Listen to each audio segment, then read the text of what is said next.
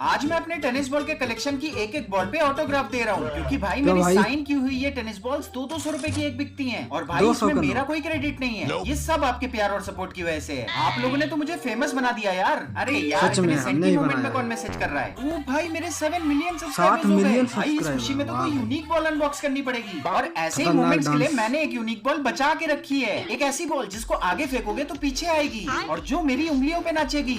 फटाफट ऑर्डर करता हूँ और आपको दिखाता हूँ एक और unique ball. A few moments later. और गाइस आ चुकी है हमारी यो बॉल। तो चलो जल्दी से इसे अनबॉक्स करते हैं। और अगर आप इस बॉल को पहली बार देख रहे हो तो इस वीडियो को लाइक करना मत भूलना। तो गाइस ये है हमारी ये कौन यूनिक सी यो बॉल है? बॉल। क्या आप इससे ट्रिक्स कर ओ लोगे? भाई कमेंट ये तो सेक्शन में बहुत बताओ।